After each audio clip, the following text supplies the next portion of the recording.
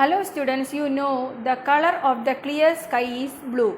Then at the time of sunrise and sunset we can see the sun in red color. What is the reason for that? Let us see.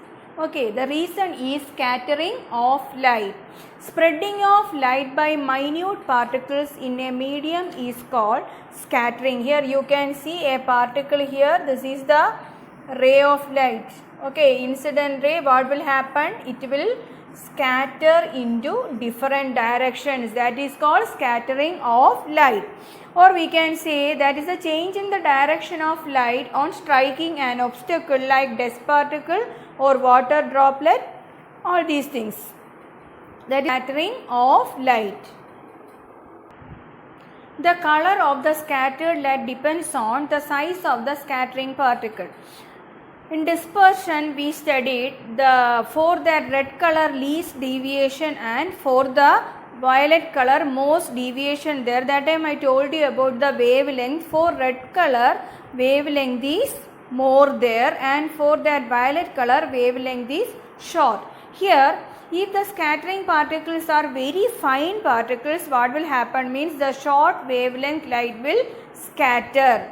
Most of the time we can see blue color there. Why blue color means violet, indigo, blue. The total effect we can say as blue color there. Then if that scattering particles are large, what will happen means longer wavelengths can also scatter. Red color can also scatter that time. If it is large enough, the scattering particle, what will happen that time? Short and longer wavelengths all will scatter. That time we can see that scattering light as white in color. What is Tyndall effect? This you studied last year. The scattering of light by colloidal particles. If light is passing through a colloid, what will happen means the path of the light will be visible that time. Why means due to the scattering. The scattering of light makes the particle visible. If you are observing, or you have to imagine a smoke filled room, and through a small hole light is entering into that room, you can see the path of the light that time. And if you are observing morning time also, we can see through a small hole or through small space light is entering into a room, you can see there the dust particles are dancing. All these are due to Tyndall effect. We can explain the blue color of the clear sky on the basis of the scattering. You know, when light is passing through the atmosphere, so many particles there, dust particles, water droplets, like that, so many fine particles there, then what will happen? The light will scatter away.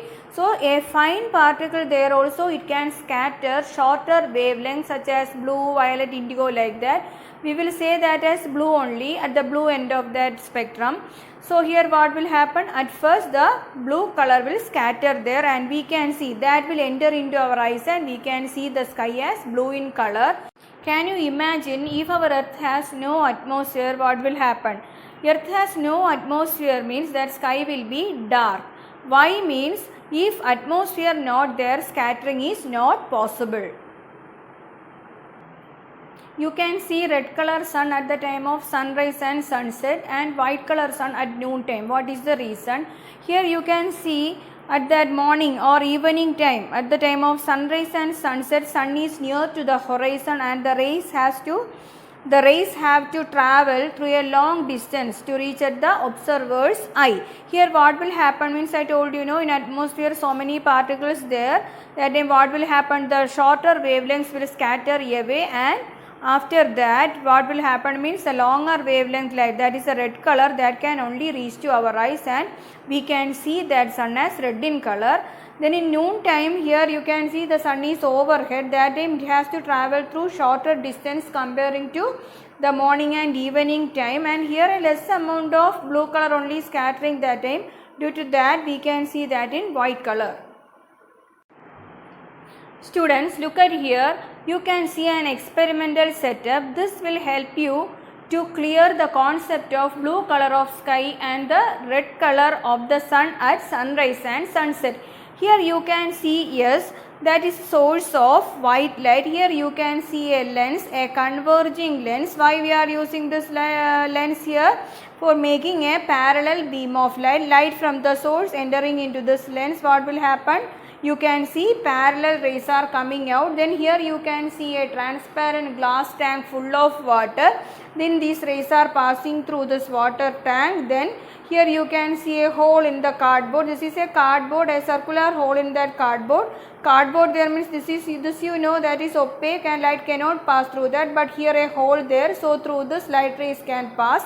Here you can see another one lens, that is also a convex lens. It can converge the rays which are parallel here to a point on the screen. So here what will happen? The light, white light from the source entering into first lens, then parallel beams. These rays are passing through the transparent glass tank, then through the circular hole in the cardboard, then lens there. After that, at last you can see the image of that in the screen as a point there. Now we are going to add sodium thiosulfate and concentrated sulfuric acid. Let us see what will happen here. After 2 or 3 minutes, we can see blue color in the transparent glass tank. Why means here minute sulfur particles will precipitate, and what will happen to this white light? That will scatter. If fine particles there, it can scatter shorter wavelength, that you know. That's why we can see that scattered light there, that is in blue color. After that what will happen? Then also the rays are coming out. In these rays, longer wavelength light only there. How can we understand that? Then after passing through this lens, that rays will converge at a point on the screen. There you can see a red color spot there. What do you mean by this? Here only longer wavelengths light only coming out from the glass tank, and they are converging at a point on the screen that we can see as red in color.